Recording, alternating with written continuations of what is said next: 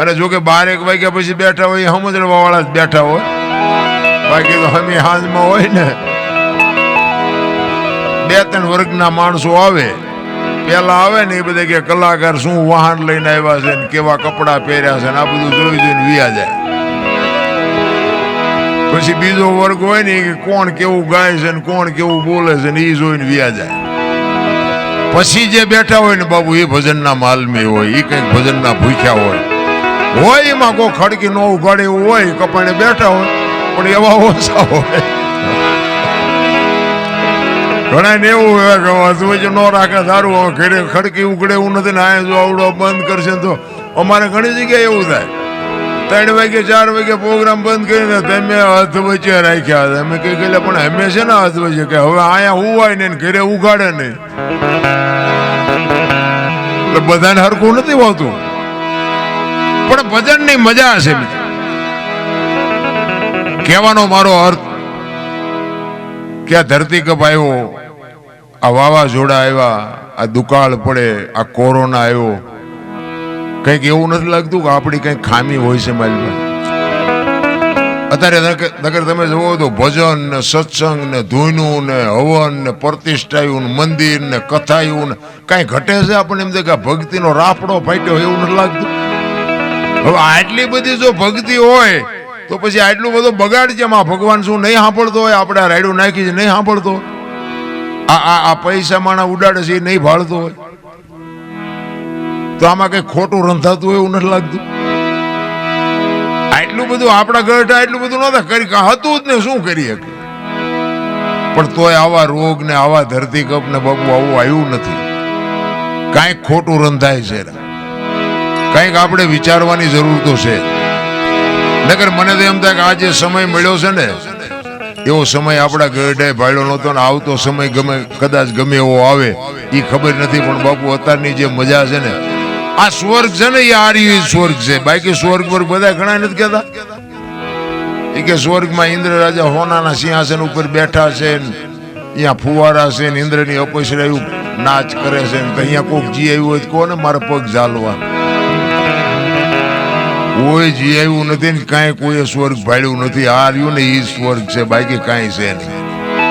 આ મજા કરી લેવાની છે.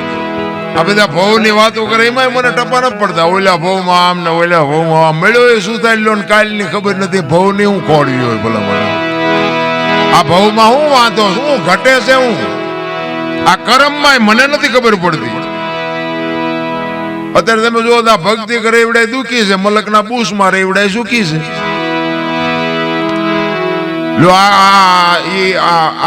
હારા કર્મ કેવાય. કોકના ખિસ્સા કાતરી લે ગમે એનું પડાવી લે તો એવડે હિલોળા નથી કરતા. 10 આંગળા વીંટ્યું હોય 40 લાખની ગાડી લઈને નીકળે, આપણે એમ થાય કે ઓલું બૂસ માર્યો દીવડું એ છે આટલા હિલોળા ને. હવે આપણા માતાજીને ભગવાનના ગાણા ગઈ રાખી રહ્યા રાગડા તાણી તો મોટરસાયકલમાં ટાયર નાખવાનો વ્યાજ નથી. પણ કર્મે લખ્યા કિરદાર કોઈ દી સઠી ના સુકે નહીં. પછી હુનર કરો હજારી આખરે આડા ફરે. અખિલ બ્રહ્માંડના માલિકને તમારું અને મારું જેને સર્જન કર્યું હોય, આખો વિશ્વ જેને બનાવ્યું હોય, એ કૃષ્ણ પરમાત્માને ખબર ન હોય કે આ બેસ તો ભીલ મન બાણ મારશે ને ખબર ન હોય. કરમ જો બાપુ એને ન છોડતું હોય તો બૂસ માળવા વાળાને શું, પણ તમને મને કોઈને નહીં છોડે.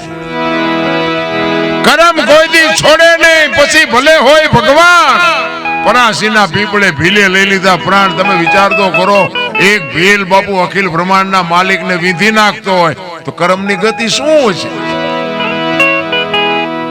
આપણે રામ રામ રામ કરી છે. સીતાજી રામને પરણ્યા, આખી જિંદગીમાં હારો દી નો ઉગ્યો, શું કરમ છે? દ્રૌપદીના ચીર લૂંટાતા હતા, અહીંયા કોણ નહોતું? કાળના જડબા ઝાલીને ઉભા રાખે એવા પાંડવો હતા. દીકરીનો શું વાંક હતો? આખી જગતને ખબર છે. મારા રામ એનો શું કરમ હતું? રામ જેવા રામને જો 14 વર્ષ વનમાં રખડવા જવું પડ્યું છે એનું શું કરમ હશે? રામાયણ અને મહાભારત છે ને, 2 મહાપુરુષો બનાવ્યા છે, પણ તમને મને રાહ બતાવવા માટેના ગ્રંથો છે. ભાઈઓ કેવા હોય, દીકરી કેવી હોય, પત્ની કેવી હોય, મા બાપ કેવા હોય, આ જોવું હોય તો રામાયણમાં ઉતરો. અને રળેલો ન ખાવો હોય મહાભારતમાં ઉતરો. અને તમે જુઓ મહાભારતમાં કૃષ્ણ પરમાત્મા જેના પક્ષમાં હતા ને જીત્યા અને હસ્તિનાપુરની ગાદી લઈ લીધી ને બધું બરોબર, પણ હવાજ કેવો લાગ્યો ઈ કે કાકા ને બાપા ને ભાઈઓ ને મારીને હવે આ ગાદી આપણે ભોગવવાની. ઈ કે હાલો હવે હેમાળે હાડ ગાળવા. ઝઘડામાં હાથ થાય, માર ખાવ તોય ફાયદો નથી ને મારો તોય ફાયદો નથી. અને રામાયણ એમ કે છે જેને જોઈને લઈ જાઓ. અખિલ બ્રહ્માંડ નો માલિક કૃષ્ણ રામ જેથી વનમાં ગયો આમ હાલતો થયો ને ત્યારે લક્ષ્મણ એમ કે છે કે ભાઈ હું તમારા ભેગો આવું છું. રામ ના પાડે છે કે તમે મારા બાપ છો અને સીતા મારી માં છે, મારા મા બાપ વનમાં જતા હોય તો મારે અહીં રહેવાનો કોઈ અધિકાર નથી. નોખી નોખી માયુના છોકરા હતા મિત્રો, વિચાર કરજો કેટલો ભાઈ ભાઈ નો પ્રેમ હશે. વિચાર તો કરો ભલામણા. એક માના બે છોકરા હોય તો એક પાટલે બેન જમતા નથી, ખૂંટિયા કાતરતા હોય એમ કાતરતા હોય. રામાયણ ક્યાં ગઈ? અરે અયોધ્યાની ગાદી એટલે દશરથ તારો દરબાર, ઇન્દ્ર જેની આશા કરે તેથી ભાઈઓ વિનાનું ભેકાર કડવું લાગે કાગડા. રામચંદ્ર પરમાત્મા હાલતા થયા ને લક્ષ્મણ કે છે મારે ગાદી નથી જોતી બાપુ, અયોધ્યાની ગાદી આવી હતી ને રામ જેથી વનમાં ગયો તેથી બાકસના ખોખા ઘોડે રખડતી હતી બાપુ, ગાદીનો ધણી નહોતો કોઈ. આ આપણે જોઈ તારે વેચ જમીન હાટું હગા ભાઈ ઢીબી નાખે. બોલો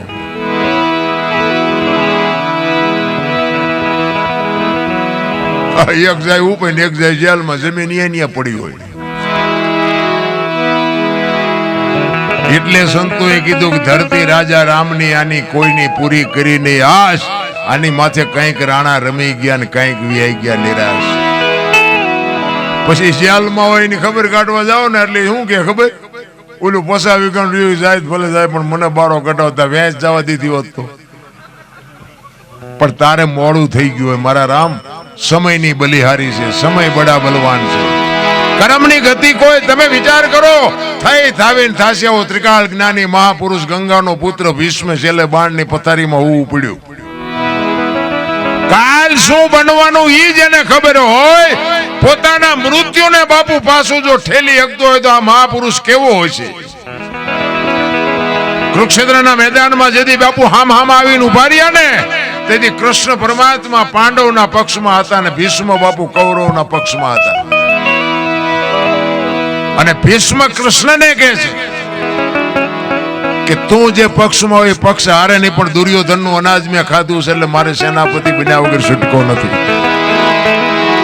કૃષ્ણ કહે છે દાદા મારે કઈ હથિયાર ઉપાડવાના નથી, હું તો એક અર્જુનનો રથ લાવનાર સારથી છું. ત્યારે ભીષ્મ મનોમન કહે છે કે બીક તારી એકની જ લાગે છે, બાકી આ દુનિયામાં એવી કઈ તાકાત હતી કે ભીષ્મને હરાવી શકે. એવો ભીષ્મ ઈ કે તમે હથિયાર ન પડો એવું બને નહીં. ભીષ્મ કહે છે કૃષ્ણને. અને કૃષ્ણ બાપુ આમ પ્રતિજ્ઞા કરે છે ગમે એવું યુદ્ધ જામે ને તો હું તમારી સામે હથિયાર નહીં ઉપાડું, આ તમારી સામે પ્રતિજ્ઞા કરું. અને એને પ્રતિજ્ઞા કરીને તરત જ બાપુ ભીષ્મએ પ્રતિજ્ઞા કરી કુરુક્ષેત્રના મેદાનમાં જો હથિયાર તને ન ઉપડાવું તો હું ભીષ્મ નહીં ભાઈ. અખિલ બ્રહ્માંડના માલિકની પ્રતિજ્ઞા તોડાવતો હોય એ સિદ્ધ પુરુષ કેવો છે. એને જો બાપુ કરમ ન છોડવું હોય તો આપણે આંકડા તો કાઢો, આપણે કેટલાના બૂસ માર્યા છે, કેટલાનું ઊભું સાર્યું છે, નહીં ભોગવવું પડે. અરે કોઈ દી નો છોડે રામ. ચોથા દિવસનું યુદ્ધ, ચોથા દિવસ ઉગ્યો ને એ 18 દિવસના યુદ્ધમાં ચોથો દિવસ ઉગ્યો ને અને બાપુ ભીષ્મ એવો ક્રોધિત થઈ ગયો ભાઈ. અને એ કે કાલની તારીખમાં ન પાંડવી પૃથ્વી કરી નાખું, ધરતી ઉપર પાંડવ જેવું નામ ન રહેવા દઉં. અને બાપુ કૃષ્ણ પરમાત્માનું કાળજું થડાક ઉછડાક મીંડું થવા કે દાદો બોલ્યો છે. કાલનું પરિણામ શું આવે કાંઈ કહેવાય નહીં. દાદો એમ બોલ્યો છે કાલ પાંડવોને રહેવા ન દો. અને રાતે નીંદર નથી આવતી કૃષ્ણને. અને આવી રીતે પૂનમની રાત્રે ચંદ્રમા ઉપર છે, અંજવાળિયું છે અને કુરુક્ષેત્રના મેદાનમાં કૃષ્ણ વાયા હાથ રાખી અને મેદાનમાં આટા મારે છે, વિચાર કરે છે કાલનો શું નિર્ણય લેવો. અને રાતે એમાં રખડે, એમાં એક બેન દેખાણી, એને સફેદ વસ્ત્ર પહેરી અને એક માં બેઠી છે. એટલે કૃષ્ણ વિચાર કરે કે અત્યારે આ રાતના ટાઈમે આ કોણ છે બૈરું. ત્યાં જઈને કીધું કોણ છો માં? અને આમ બાપુ એ જોગમાયા ઉભી થઈ હો. ઈ કે હું ગંગા છું, ભીષ્મની માં છું. હે કે ભીષ્મની માં છો કે અટાણે માં અહીંયા? ઈ કે કાલ મારો દીકરો આય પડવાનો છે ને કાંટા ને કાંકરા નો વાગે કાંટા ને કાંકરા વીણું છું. કૃષ્ણ પરમાત્મા ચકરી ખાઈ ગયો. ઓલો કે છે કાલ પાંડવો નો રહેવા દઉં, જનેતા એમ કે છે કે મારો દીકરો કાલ અહીં પડવાનો છે. આમાં સાચું શું? ભગવાનને ઘૂમરે નાખી દીધા. અને કૃષ્ણ આવ્યો સાવણીમાં, અર્જુનને પાટું મારીને જગાડ્યો કે એ ઓલાએ પ્રતિજ્ઞા લીધી છે કાલ પાંડવોને રહેવાનો દઉં, તમને હારો નીંદર આવે છે. અર્જુન આંખું સોળતો કે તું જાગસ પછી અમારે શું જાગીને કામ છે. એટલે લગામ તો બાપુ છે ને હોંપી દેવાય. હું તો એમ કઉ છું લગામ હાથમાં રાખીને મોટો મેં આંક્યો એવો પાવર ન કરો. હારો માણા હોય ને હોંપી દેવાય.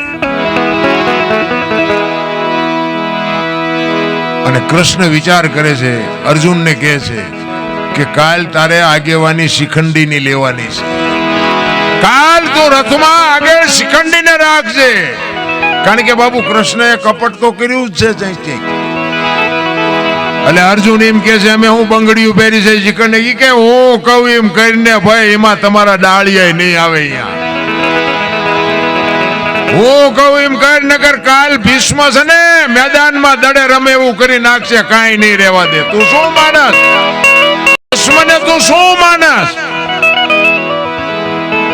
અને આ બાપુ આમ સૂરજ નારાયણ કોર કાઢે, આમ હામાં રથ આવીને ઉભા રહ્યા. ભલે હોઈ ગયા ભાણ લવ તુહારા ભામણા, જેન મરણ લગમાન એ રાખજે કચ્છ પર આવું. ઉગો તું હરવડ જળાલ બીજો કિરણો પાથરવા. હામાં રથ આવીને ઉભા રહ્યા. અને આમ શિખંડીની આગેવાની જા જોઈને તો ભીષ્મએ હથિયાર મૂકી દીધા કે તમારી જાતના બાય લાવો, મને તમે છેતરો નગર. તમારી એવી કોઈ તાકાત નથી કે તમે ભીષ્મને હરાવી શકો. અને પછી કૃષ્ણ અર્જુનને કહે છે કે હવે માર બાણ. ઈ કે પણ હવે આમને ઈ કે માર. હું જે તને કહું એ કઈ નગર કઈ નહીં રે. આયા મારું નહીં કામમાં આવે. અને ભીષ્મને બાપુ રૂએ બાણ માર્યા અને ભીષ્મ પડ્યા. ને પછી ઈ જ વખતે બાપુ માં ગંગા પ્રગટ થયો હો ન્યા. ત્રાંબા જેવી આંખો થઈને આમ કૃષ્ણ પરમાત્માની સામે જોયું કે મધુસૂદન મારા દીકરાને દગો કરાઈને મર્યો ને, પણ એ શિખંડીને ત્યાં રખવ્યો તો ના આગળ. કૃષ્ણને કહે છે ગંગા. એ શિખંડીને આગળ રાખ્યો ને કદાચ શિખંડીની જગ્યાએ જો તું ઉભો હોત ને તો તને ખબર પડત કે ગંગાના ધાવણમાં કેટલી તાકાત છે.